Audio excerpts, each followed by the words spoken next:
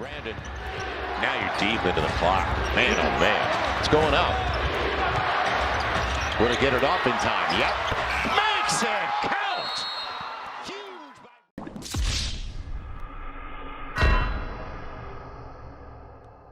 I'm betting you're asking how did a player who once seemed like a prime trade candidate become untradeable? To understand this twist in the narrative, we need to look at the stats, the market, and what the New Orleans Pelicans truly need. After this, you'll understand why and how it was so hard to come up with some plausible trades for Mr. Ingram. Now, I'm not a big stat guy, but we need to dive into a couple of small points here. You can't deny his offensive output. He can play. And we need people that can play.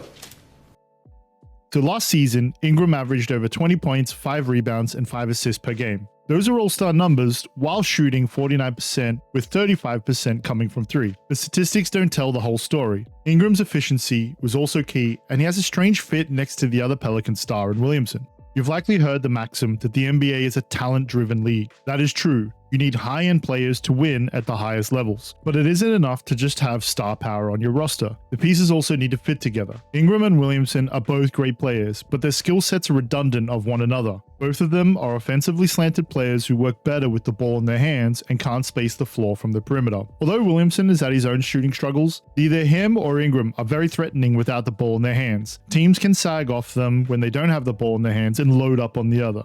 Looking at their season-long numbers, you'll see it shows that this occurrence wasn't an isolated incident. On the season, when Ingram and Williamson shared the floor together, which is roughly over 1,000 minutes, the Pelicans had a net rating of plus 1.97. Normally, you want your star duo to be putting together a net rating of at least plus 5. Just having a quick glance over some other duos over last season and you'll see why. We can look back at the 2023 FIBA World Cup to explain when head coach Steve Kerr benched Ingram for Josh Hart. People theorized that it was because of poor play from Ingram. I think we can point to his struggles due to the lack of shiftability rather than a direct lack of ability. According to Thinking Basketball's Cody Hudak, shiftability is how well a player can increase or decrease their offensive role within a team context while retaining their creation and scoring efficiency. In high leverage basketball situations, the goal of a team is to have their best player on the court as much as possible. Shifting from a tertiary or secondary to a primary creator is common, but it's harder to shift down or compact your role or skill set. A great example is how Tatum and Brown manage each other and their games in Boston. With shiftability in mind, Ingram's inability to quickly attack off ball also translate to his process when he's the one pulling the strings. Ingram struggles to make speedy decisions and play with pace, which can result in bogging down of offensive possessions. Ingram's game clearly improves when he's on the floor without Williamson. He scores more points, does it more efficiently, and racks up more assists. However, his pitfalls, which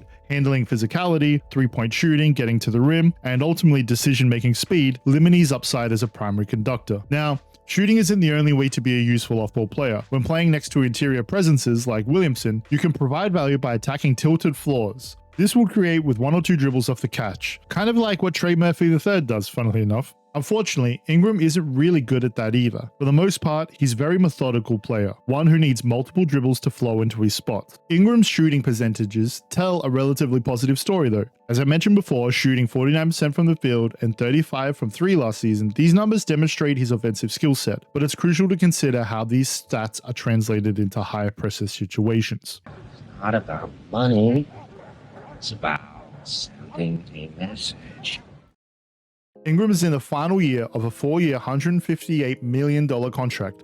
The final year of this contract that pays him approximately $36 million this season. He's seeking a contract extension that includes a pay rise, a 4-year, $208 million max contract extension to be exact. Under the CBA, teams are afraid of the second apron. Franchises can only have a couple of max contracts before they get deep into the tax and restrictions. The result is max contracts are primarily only going to surefire, no questions asked max players. Think Jason Tatum's extension, or up-and-coming players worth the bet that they become that max guy. For example, Franz Wagner's new deal in Orlando. Along with the salary cap, another crucial factor is Ingram's health. Injuries have plagued him throughout his career. Ingram has yet to play 65 games since his rookie season. According to reports, teams are cautious. Inconsistency in his availability raises questions. Teams are less inclined to invest in a player who might not be on the court, let alone when healthy and it matters most, paying for a player who might not deliver in the long run. We've seen this last year's in the play-in clash with the Lakers versus the Pelicans, where Ingram was taken out early in the fourth quarter and was never heard from again. In this league, if you can't stay on the court, it affects your value. Teams want reliable players who can contribute consistently. Given Ingram's current salary, a straight trade is difficult, not to mention the additions of any other significant assets to mitigate these salary factors. His salary puts him in the category of a high-profile player. While that might make him an asset, it also makes teams very wary of the potential financial burdens. The risk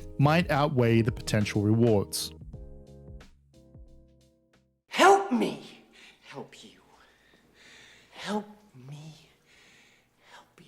The Pelicans are in a unique position with their lineup. Their core, consisting of Zion, newly acquired DeJounte Murray, CJ McCollum, Herb Jones, and the high potential wing, not to mention future Ingram replacement in Trey Murphy III. It's easy to see the gap they have in a lack of center and how Ingram is expendable with their quality wings in Jones and Murphy. The Pelicans haven't quite reached up to the potential with a pairing of Zion and Ingram. Besides the fit, chemistry is the main concern now, after William Gilroy of The Athletic reported Ingram did not attend a week-long mini-camp held by New Orleans players in California this preseason. That camp featured every player on the roster outside of him and Daniel Tice. Although this camp is voluntary, the Pelicans believed Ingram would show up. I mean, considering this is an event he's organized in the past. So chemistry matters in the NBA. Trading Ingram would disrupt the balance, as we've already been through training camp and we are now in season. And also, not trading him, we could see a frustrated Ingram also disrupt whatever balance the Pelicans do achieve. Despite the whispers around his potential trade value, the market for Ingram has cooled significantly. Teams aren't willing to pay the price, especially with the uncertainty surrounding his contract extension and what he provides. During the offseason, we had rumors of Philly and the Kings, but they opted for the Paul George and DeMar DeRozan route, which on the face appear to be obvious choices over Ingram, so we can't fault there. Another strong rumor that had more validity to it was a trade surrounding Clint Capella or Onyeka Okongwu from the Hawks. As it turned out, Atlanta didn't have much interest in giving Ingram his next contract or moving on from either of its two centers. The Hawks instead opted to move on from the Murray-Young backcourt, trading DeJounte Murray to the Pelicans for Dyson Daniels, who, by the way, looks great on the Hawks right now. So, finding suitors for Ingram, to be fair, is quite difficult, considering his value, how he would have an effect on tanking teams, and also to have a returning player that could benefit the Pelicans and maximize Zion when the ball was in his hands. It was tough. So here are my best shots with some 4 scenarios for you. First up, this is a reach, I know, but Utah could be open to an Ingram market and pairing whilst rebuilding. John Collins can play big next to Zion and also stretch the floor somewhat reliable enough from mid-range and a 3-ball area, whilst Clarkson being instant offense off the bench. Lauri Markkanen works well off ball and in theory would be a good fit next to Brandon Ingram, who could be the go-to option whilst they rebuild and they develop a younger core. Also, adding in a pure shooter like Hawkins is another asset that works well in the crop of players that Utah have. I'm sure Danny Ainge would also appreciate some picks in return in this trade, so do that with what you will. This most likely will help each team in their roster balance as opposed to affect direct win outcome. Another unlikely destination would be the Nets. They're clearly tanking and will most likely dump assets towards the trade deadline to get their best chance at Cooper Flag. The Pels clearly get better defensively here, and a starting center, Claxton, is known for his shot blocking, rim protection, and switchability on defense. And Finney Smith is a great backup for those Zion injuries, or at worst, a good rotational piece. They would still be paying money long term on Claxton, but the salary is better spread around the roster this way. Ingram is a big enough name to sell tickets and not hurt their chances in the tankathon, considering the lineup they have left over in Brooklyn. Sure, him and Cam Thomas would be fighting over the ball and it would be quite ugly, but the Nets don't have to extend Ingram and it could accelerate their rebuild really quickly. I would say each team enhances their identity with this particular trade. So this next one is often floated around, and to be fair, it does make sense enough for both teams, I think, in a way. Ayton can slot in the center with less years on his deal. It would be slightly dubious with an Ayton Zion fit, but at least it's a talent injection to the roster, I guess. Portland would be creating a logjam of sorts at forward, so they'd also need to move on from Jamari Grant, as both him and Ingram kind of make each other redundant in this case. At least Portland gets a dynamic scorer capable of being primary or secondary option for the time being, and Ingram kind of does a better job of that, obviously, than Grant. But considering the cap, this is easily the cleanest and straight up swap trade we can have. Lastly, and I think the best of a bad bunch, I would be looking at the Bulls. They've hit rebuild mode. Yes, they have their own problem in Zach LaVine, which is a whole nother saga in itself. Ingram doesn't make sense next to LaVine, so once again, this is contingent on LaVine being shipped, which we know they're trying to every day. But for the Pelicans, it's quite easy.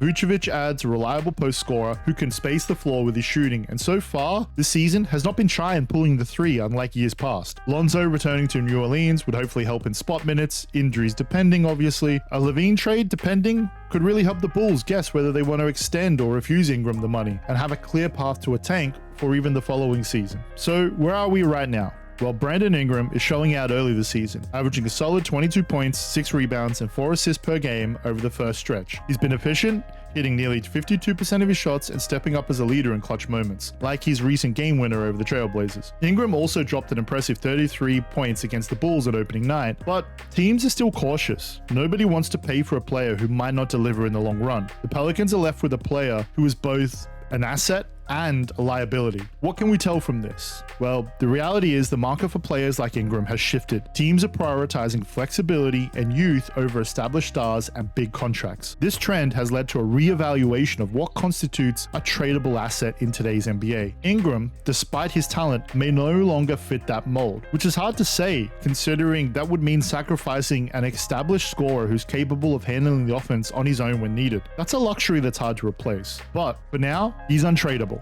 And there you have everything you need to know about a Brandon Ingram trade situation. I'd appreciate hitting the like and subscribe button for more of my bad takes in the future, and let me know in the comments your thoughts. Will the Pelicans find a way to utilize Ingram efficiently, or is this the calm before the storm and a trade is coming? And if so, where to? Look forward to hearing it. Catch you on the next video.